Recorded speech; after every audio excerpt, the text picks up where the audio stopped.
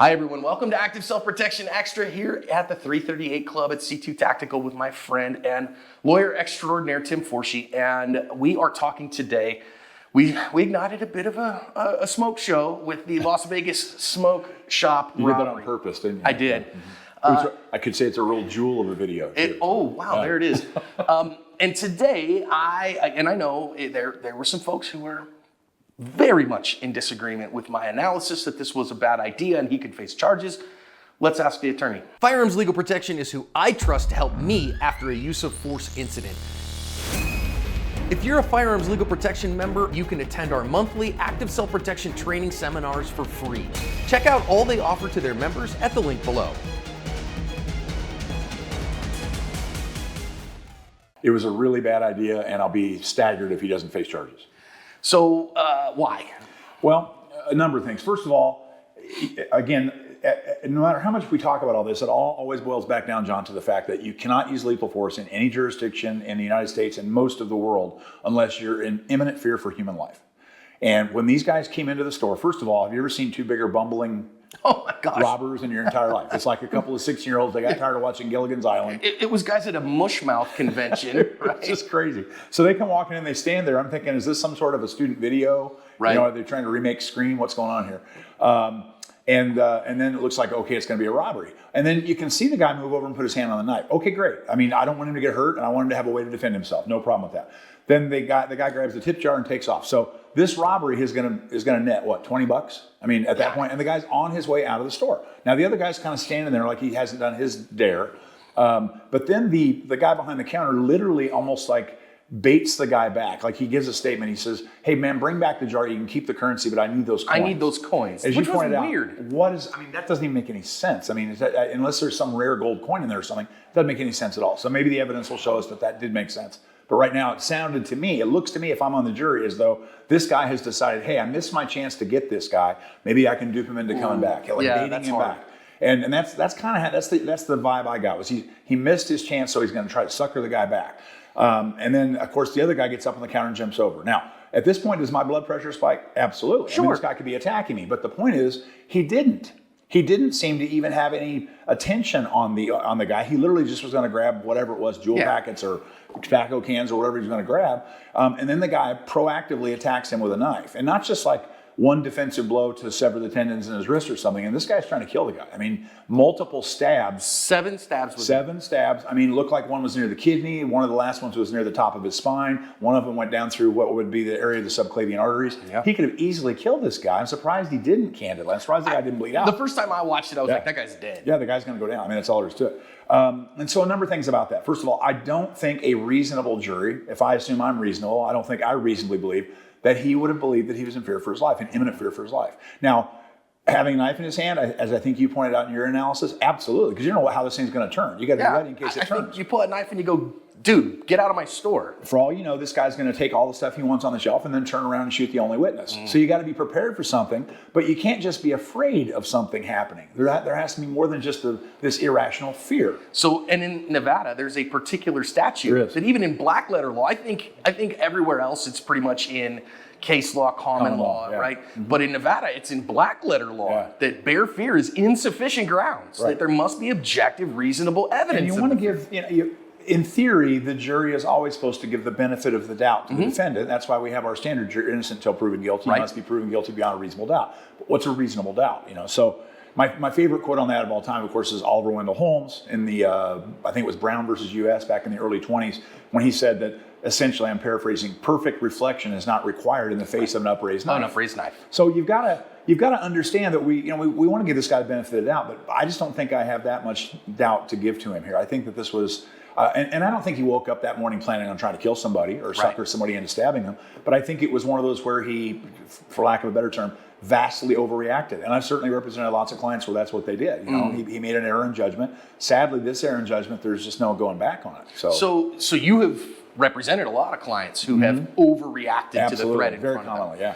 And I know, I think the commenters at least, right? The people that were mad in the comments were mad because damn it, I'm tired of crime. I'm tired of the criminals getting the benefit of the doubt. It's sick. I mean, you read the news these days, and I mean, you have security guards watching people with calculators racking up $990 worth of shoplifted items. Then they help them out to their car practically. Yeah. I mean, it's disgusting. That said, we have a concept in our society that there's no property worth dying or killing over. You know, and whether that's right or wrong, you can't kill somebody to save the crown jewels because that's property only. Well, I mean, I said this. Okay, so, I mean, Tim's background, prosecutor, a defense attorney, judge, posse member, firearms instructor, 2A guy.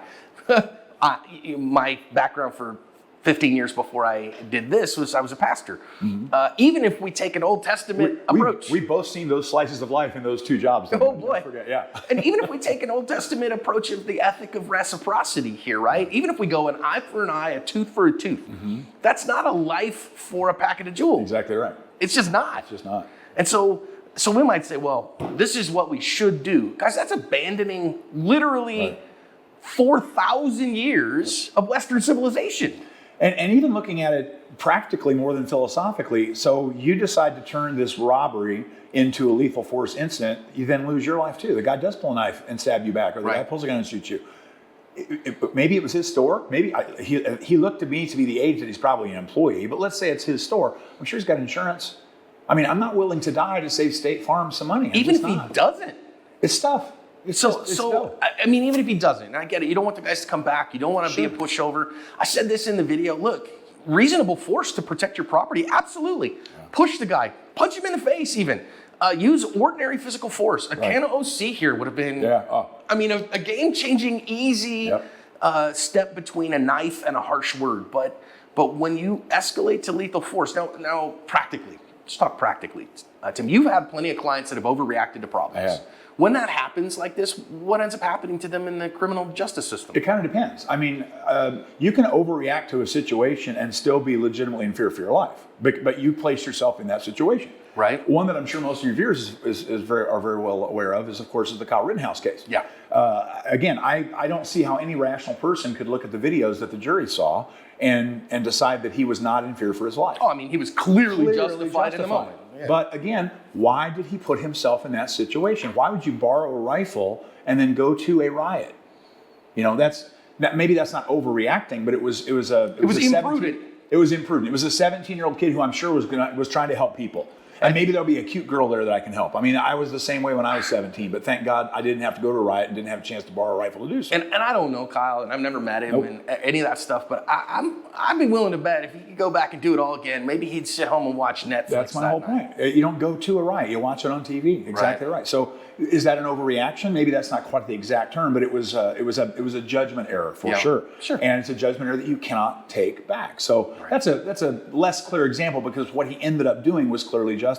Right. But I've represented lots of people that got into a stupid argument, and instead of just walking away and admitting that they were fat and stupid and you're right and I'm wrong and walking away, they had to engage. It was road rage or a stolen parking space or whatever it is. You got to engage. They engage back. I flip them off. They flip me off. I push them. They push me. They pull a knife. I'm in fear for my life. I have to shoot them.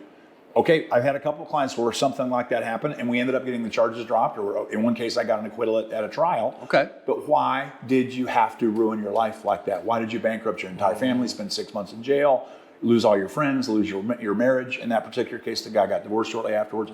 Why did you put yourself in that situation rather than just back down and let him have a parking space? Swallow a little pride. So if, let's just say this happened in our great state of Arizona rather than in Nevada, and this man who this has just happened realizes, wow, I need an attorney, and he calls Tim Forshee. What's the starting costs for this man to get the attorney? Starting costs on a case like this, if I had gotten the call, 2 hours after the incident from his spouse, would have probably been $25,000 to $45,000. Just to get started? Well, again, depends on what they hire me for. Typically, my initial contract would say arraignment and everything up to trial, not including trial. Okay. So the next 4 to 5 months of work of going to the scene and taking measurements and doing background checks on the bad guys and having my client pass a polygraph that he was in fear for his life, this kind of stuff, doing all that prep work to try to get the best possible outcome, a dismissal or a plea. You'd be looking probably in the ballpark of 25 to 40, probably in the ballpark of $30,000. Talking to the district attorney and going, you don't want to bring charges on this one. All those meetings and prepping for those meetings and the case law and my motions and all that stuff. And then if we couldn't get an acceptable plea or a dismissal and we're talking trial, you're probably looking at another, $150,000 to $300,000. So you just heard from the attorney, and listen, I know some people are going to say, well, that's scumbag to need $25,000 to start defending this guy, but you're going to put literally hundreds of hours in. I mean, that's just it. I mean, you got to realize how much it costs to run a law office. People don't realize that. But if you're charging $400 an hour, it's not like that's $360 of profit. I mean, it's just not. Wouldn't that be great? And so just do the math. If you put 50 hours into something, that's $20,000 just at your hourly rate. And then you got to pay for your experts and stuff out of that. It costs a lot more money than people think. 50 hours into it, that's taking that whole thing up. It's a week of work. So if I spend 1 week on this case, it's $20,000. Right. And I'm going to spend more than a week of work on this in the next 4 months. So that's just how you have to realize it. So from a practical perspective, guys, I mean, even what you're saying is I'm willing to invest $20,000 of my hard-earned money and many sleepless nights over the principle of that's not right that those guys stole from me. Right. Now that's stupid. Yeah. And I know plenty of people that say, well, somebody's got to do something. That's great until you're the one looking at the DA. Right. Until you're the one going home to your wife and going, I don't know how this one's going to come out, babe. Right. I thought I did right in the moment, but I might end up in prison for the next 15 years. My favorite line that I've heard recently in the last few years is that, is this the hill you're willing to die on? And to me, that would not be the hill I'd be willing to die on. Yeah, it's just not. I mean, if I owned that store and I'm trying to make ends meet and people keep coming in and shoplifting and stuff, I'd be furious. I'd be absolutely furious. Right. Maybe I hire a security guard. Maybe there's other things I do to try to make it safer, but I'm not going to keep my folding knife next to the cash register and attack some guy the minute he's trying to steal $14 worth of tobacco.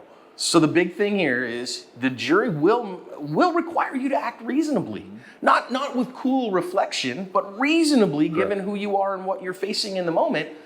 And literally just murking someone over property when there's no objective, reasonable evidence that they actually had a weapon, that they were even looking at you, is going to cost you an awful lot of sleepless nights and tens of thousands of dollars. One thing I love about the fact that you do this, John, not to kiss up to you, but I mean, and I'm always happy to kiss up to you, but is that the vast majority of the people that I represent that do things like this never received any training or education about this. They just, their dad told them you shoot to kill, and they've always been taught wrong by Hollywood, and they've been taught wrong by their friends over 2 beers, and they just don't know the way the law works. They don't know the way the prosecutors view it and the juries view it. They just think, hey, this guy's stealing my stuff, I'm going to stab him. And this isn't some new thing. It isn't, this isn't but like it's new to a lot of people. Yeah, this isn't like, and you help these people so much understand that it shouldn't be handled this way. So. And I get it. My audience skews to the right politically, okay? I get it. I'm a wackadoodle libertarian, okay? I'm not a righty. But, and you think, oh, wait a minute, that's, like there's like woke politics or, this is all Joe Biden. This is the same jurisprudence we've had for 1,000 years. Yeah, it really is for Western civilization. Right.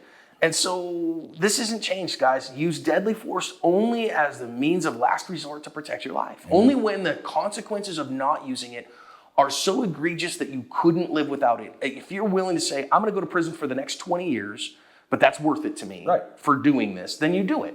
If we go back to Rittenhouse, right? When did he pull the trigger? When he said, this guy's going to take this gun away from me and murder me right now. So I'd rather be in prison than dead. Okay, bang. And he stared down at that jury. And let me tell you, I think the big thing there is with Kyle, you watched when the verdict was read and that kid broke down in tears. Thank God. Thank God. What, that is the most emotional moment that you've ever been through is when that jury reads that verdict. It is unbelievably better written than any movie you've ever seen, I'll tell you that. It's dramatic. But to me, the pent-up emotion of that over the last, the previous year is worth saying, unless I absolutely have to, I ain't gonna do it. In this case, my big challenge was the preclusion of, gosh, there's so many other things that would have been better, that would have been more correct and not led to problems. Next week, we're gonna talk about the Reddit AMA. Tim, thank you so much. My pleasure, buddy. Always great to talk to you.